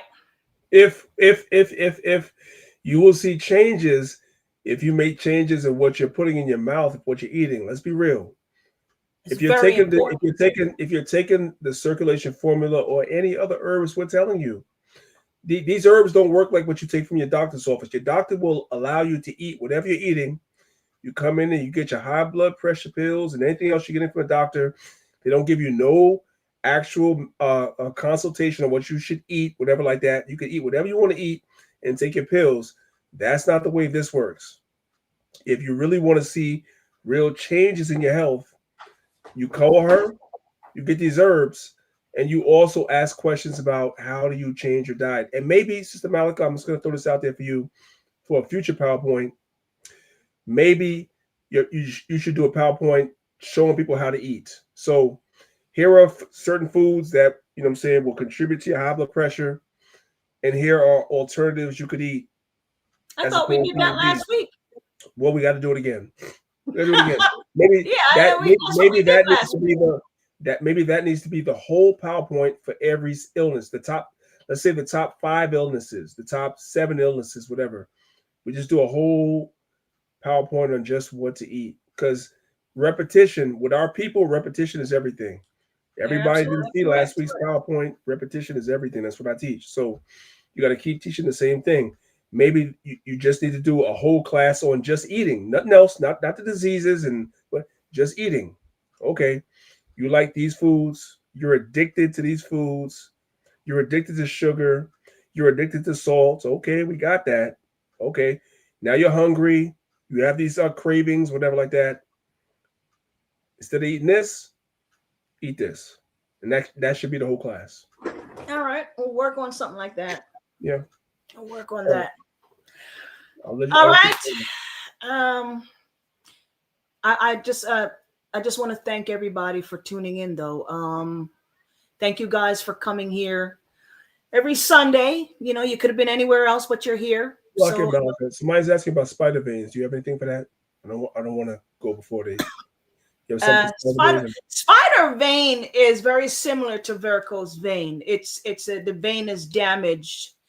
And it's causing blockage. It's something in the veins. It's just, you have the arteries and then you have the veins. Veins are smaller. And so something has caused damage to the veins. You know what I mean? And there's some blockage there. The blood is not flowing properly through these veins, and that's the problem. That was the last question. So, All right, guys, we'll be back here again next week 5 p.m. Eastern Standard Time. We had a just for the sisters. I wanted to touch on some things for the sisters, like the yoni steaming and all that stuff. But that's coming next time, sis. That's coming next time. I did promise the sisters I was going to touch on that, but yeah. All right. If I could, I'm going to say this.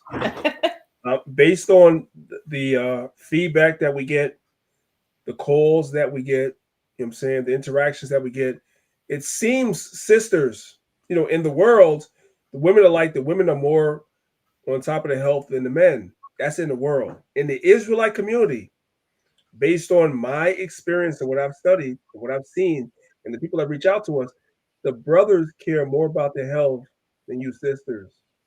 I need you that are here to change that.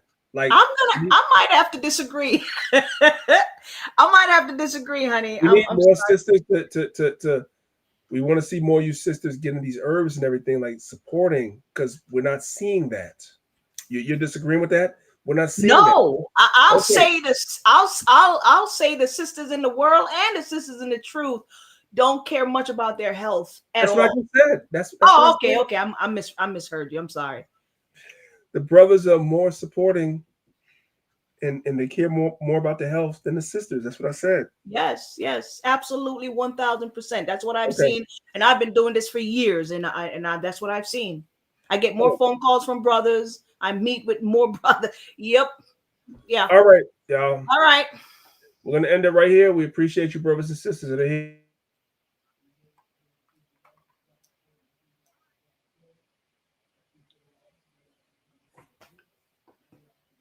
Uh-oh.